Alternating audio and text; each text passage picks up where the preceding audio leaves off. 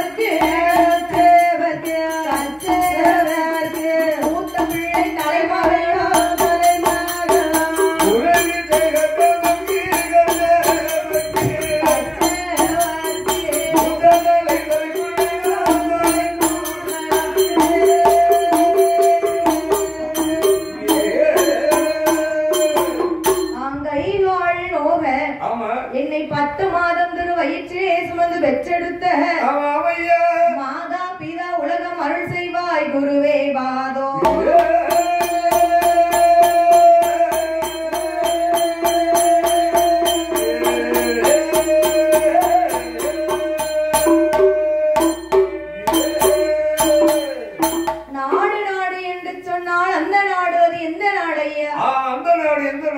நீர்வளம், நிலவளம், கொடிவளம், குடிவளம். குடிவளம் எந்த குடி? இந்த குடிவளம் இல்லையா? நம்ம குடிமக்கள் வாழக்கூடிய இடம். குடிமக்கள் வாழக்கூடிய அனைத்தும் பொருந்தி இருக்கக்கூடிய ஊர் இது. எந்த ஊர் தெரியுமா? எந்த ஊருக்கா? 8 திசைக்கும் வேறு மகளின் பெற்று வரக்கூடிய வீரைக்காரன் தட்டு மகாதேவன் குளம். மகாதேவன் குளம். ஆமா. இந்த மகாதேவன் குளம் நகரத்திலே நாடார் சமுதாயத்திற்கு பாத்தியப்பட்ட குடிகொண்டு இருக்காருல்ல. யாரியா? நால்கால் மண்டபத்துல மணி மண்டபத்துல இருக்கு. அழகா பாரு. அழகா பாத்தீங்களா? மூந்தியடி சுடலை மாட சுவாமியுடைய ஆலயம் இது. நீ போகும்போது நல்லா கும்பிட்டுக்கோ பாப்பா. என்ன கும்பிடணும்? நினைச்சே நடக்கும். அப்படி நீங்கள் கும்பிட்டுக்கோங்கயா. நான் கும்பிட்டேன். 2 பொண்டாட்டி. ஐயோ போதும் போதும். ஒண்ணு வீட்டு ஊருக்குள்ள விடுவோம். சரி சரி. ஐயாவுடைய ஆலயத்தில் நாமளோ பாடக்கூடிய கதையானது சாஸ்தாவுடைய பிறப்பு வளர்ப்பு. தாத்தாவுடைய பிறப்பு வளர்ப்பு. தாத்தா இல்லையா? சாஸ்தாவுடைய பிறப்பு வளர்ப்பு. ஐயனார் பாடக்கூடிய கதைகளில் கதை குற்றம், பொருள் குற்றம், இசை குற்றம், மேலதாள குற்றங்கள் இருக்கலாம். அப்படி எந்த விதமான குற்ற குறைகள் இருந்திட்டாலும் கிடையாது. பழைய உடுப்பு, பழைய தாளம், பழைய குடம். ஆமா. நம்ம என்னாச்சு? பழைய என்னாச்சு? ஆமா. ஆமா. 45-50 வருஷம் ஆகுது. ஆமா. கதைகளில் முன் சொல்லக்கூடிய வார்த்தை தவறி பின் சொன்னாலும், பின் சொல்லக்கூடிய வார்த்தை தவறி முன் சொல்லிட்டாலும், பின்ன சொல்றது முன்ன சொல்லிட்டாலும், ஆமா, தாங்கள் பெற்ற குழந்தை ஒரு தவறு செய்தால் எப்படி அன்பாக வீட்டுக்கு அழைத்து போய் ஆதரிப்பீர்களோ, அன்பாக கூட்டு போய் ஐயா போய் சொல்லுகிறோம். அதே போல் எங்கள் 6 பேரையும் ஆதரிக்கும்படி இரு கரங்குப்பி கேட்டுக்கொள்கிறோம். நன்றி, வணக்கம். அடுத்தது விழிசையின் வணக்கம். ஆமா. வந்ததோர் சபையோரே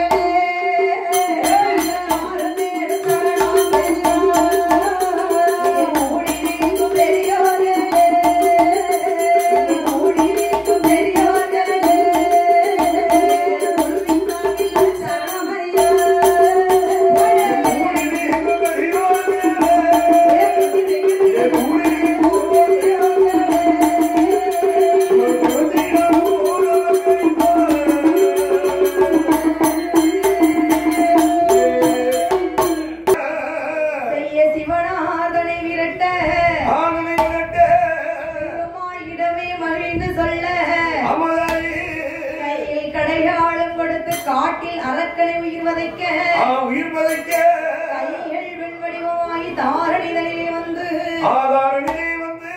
ஐயனார் பிறந்த கதை பாட ஆணை முகன்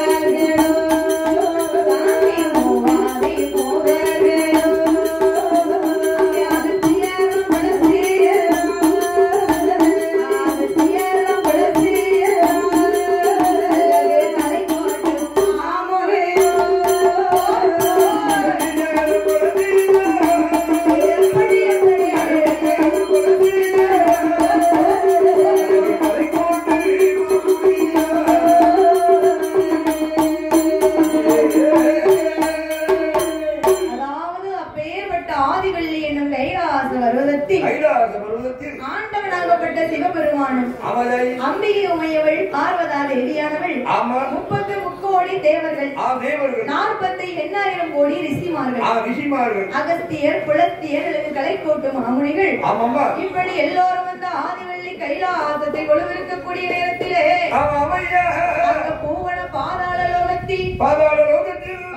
லோகத்தை யார் யாரெல்லாம் ஆண்டு வருகிறார் தெரியுமா?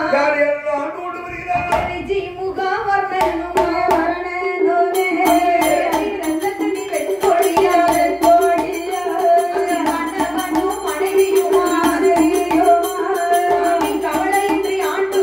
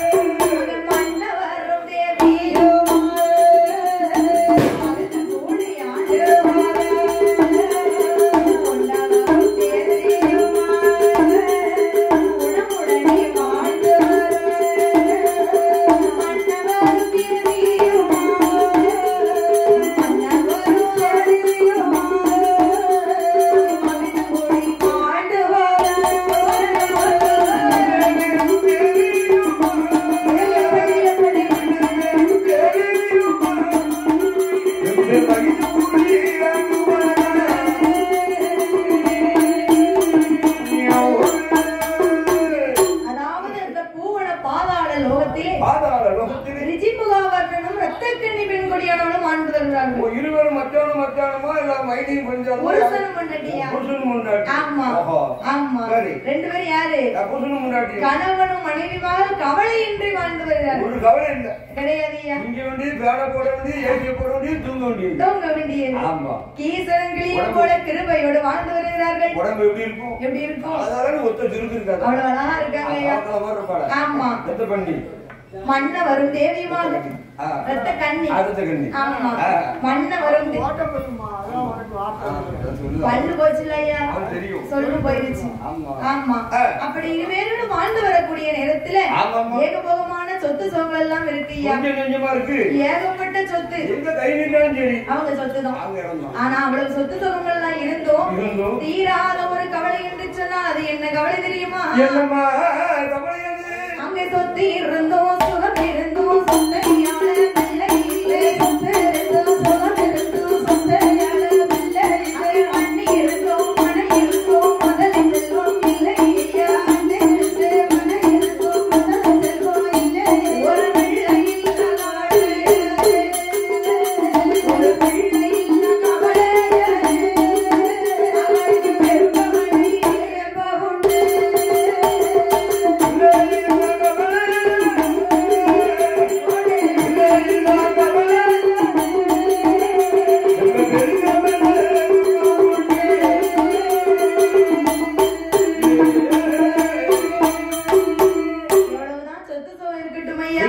ஆனால் சொத்து இருந்தும் சுகம் இருந்தும் சொத்தை ஆள பிள்ளை இல்ல.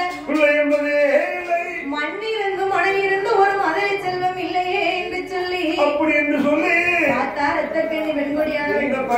ஏ மன்னவனே மணவாளா, நான் புருஷாவா? கணவன் எழுத்து சொல்லுகிறாயா?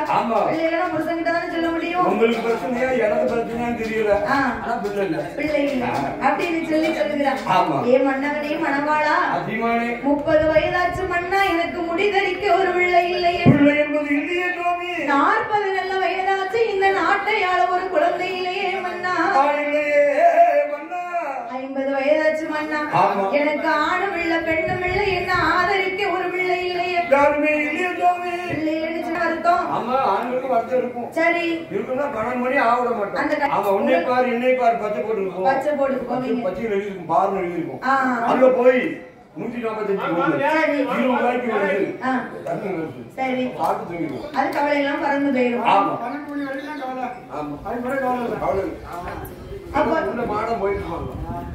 அப்ப ரத்த கன்னி பெண்கொடியானவள் அப்படியே பிள்ளை இல்லாத குறைகளை சொல்லிக் கொண்டிருக்கும் பொழுது ஒரே ஒரு பிள்ளை இல்லை என்று சொல்லி நிஜமுகாவர்ணம் ரத்த கன்னி பெண்கொடியானவள் ஆண்டவனாகப்பட்ட சிவபெருமானை எண்ணி ஒரே ஒரு குழந்தைக்காக ஒரு பிள்ளைக்காக தவம் இருந்து வருகிறார்கள்.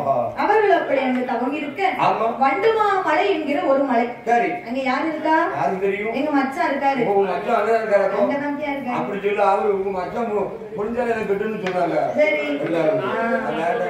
யார் தெரியுமா இருக்கா? வண்டு மகா ரிஷி என்பவர் இருக்காரு.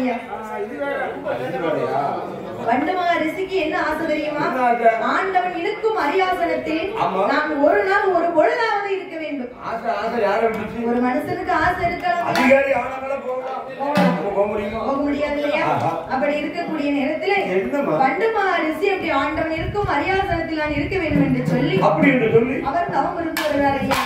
அவருடைய தவம் கடுகளவும் முக்கியதான கைலாசம் அடைந்து போகும். அந்த வண்டு மலைதனிலே வண்டு மகாரிஷி என்பவருக்கு ஒரே ஒரு ஆசை. என்ன ஆசை? ஆண்டவன் இருக்கும் அரியாசனத்தில் நான் ஒரு நாள் ஒரு பொழுதாவது இருக்க வேண்டும். ஆசைப்படலாம் ஐயா. என்ன ஆசை? இந்த பெட்டியில இங்க பாலை களவாணி வரமாட்டக்கால யாரு? களவாணி இல்லையா, கலை மகள் வரணும்ல. ஆசை இருக்கலாம். சரி வரமாட்டேங்கலாம். நல்ல மனசோட கும்பிட்டா வருவாங்க.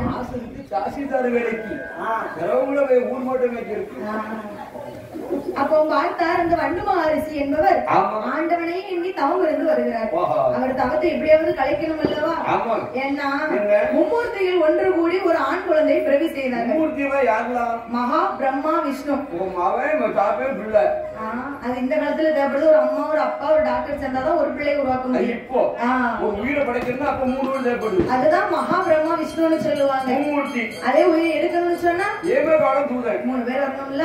அங்க இருக்காங்க. வருவாங்க. அப்ப மும்மூர்த்திகள் ஒன்று கூடி ஒரு ஆண் குழந்தை பிறவி செய்து அவர்களுக்கு வண்டு மகரிஷி மடியில போட்டாங்க. கண் விழித்து பார்க்கிறான், கடும் தவஸ் எல்லாம் கலைந்து போச்சு. அடை பாலகா, உன்னை யார் பிறவி செய்தார்களோ அவர்களுக்கு நீ இறுதியில் எதிரியாக போக்கடுவா சாபமிட்டு கடும் தவஸ் எல்லாம் கலைஞ்சு போச்சு அல்லவா. அதனால அப்படி கோபத்துல அந்த குழந்தையை தூக்கி ஆகாயத்துல வீசுகிறாரு. அந்த குழந்தை எங்கே வருகிறது தெரியுமா? அப்போ அந்த சிறு குழந்தை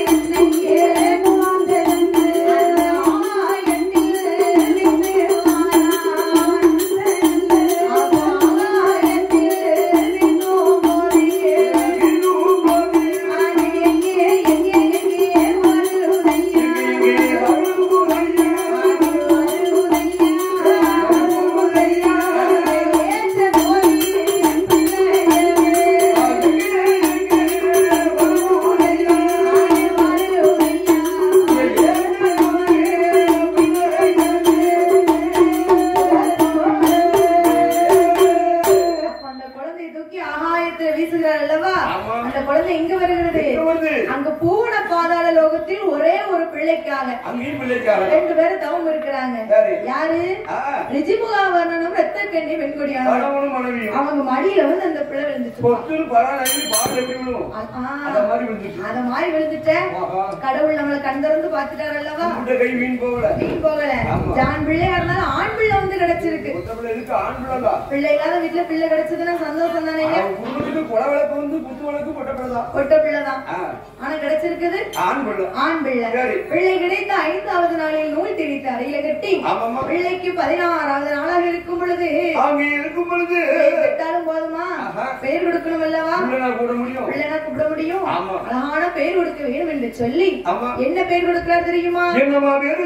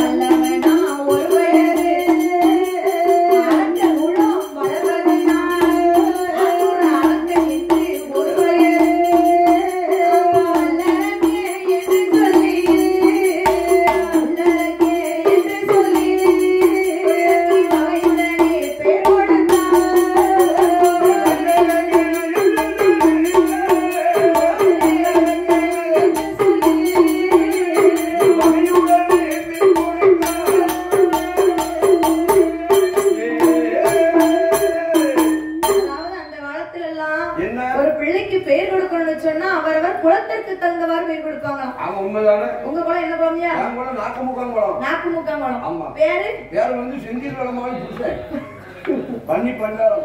சரியா? பண்ணி சொல்றீரோ? வளர்ப்பு அப்படி. இப்படி கரிமணில ஆண்மணில 32 பண்ணிட்டு. தொப்பு இருக்கணும்னா பண்ணி பண்ணாரம் தான் பேர் வைக்கணும். நம்ம கரெக்ட் பண்ணி 30 நிக்கி. சரி சரி. அது மாதிரி பண்ணி 40 நிக்கி. ஒட்டப்படி. அதனால உங்க பேர் பண்ணி பண்ணாரம். பண்ணாரம்னு கூட கேட்டா தெரியாது. பண்ணி பண்ணாரம்னு கேட்டா தான் தெரியும். கேட்டா தான் தெரியும். வெள்ள பண்ணி கிடைக்கல. குட்டி கம்மியா இருக்கு. சரியா? ஆமா. சரி. அப்ப அந்த காலத்துல அப்படி பேர் கொடுப்பாங்க என்று சொல்லி அந்த பாலனுக்கு என்ன பேர் கொடுக்கறாங்க? என்ன பேர் கொடுக்கறாங்க? அவன் அறத்தர் குலத்தில் வாழ்வதினால் அரக்கன் என்றும் வல்லமையால் பிறந்த காரணத்தினால் வல்லவன். இரண்டையும் சேர்த்து வல்லரக்கன் என்றே பேர் கொடுத்தார். பிள்ளை பெற்றாலும் போதும் ஐயா நல்ல முறையில பேணி வளர்க்க தெரியணும். பேண போடக்கூடாது. பேணி நல்ல பேண தவமா தவங்கிறது பெத்தாங்கல்ல. 12 வருஷமா பிள்ளை இல்லாம அதுக்கப்புறம் ஒரு பிள்ளை கிடைச்சிருக்கு. கேட்டிருப்பா கேட்டு வீட்டுக்காரி அப்படி எல்லாம் பேசுவாள். அதையும் தாண்டி அழகான ஒரு ஆண் குழந்தையை பிறவி செய்து இருக்குல்ல. அப்போ ரிஜிமுகாவர்ணனும் ரத்தக்கண்ணி வெண்கொடியானவளும் அவர்களுக்கு பிறந்த வல்லரக்க ராஜதனை எப்படி எல்லாம் வளர்த்து வருகிறார்கள் தெரியுமா? எப்படி வளர்த்து வருகிறார்?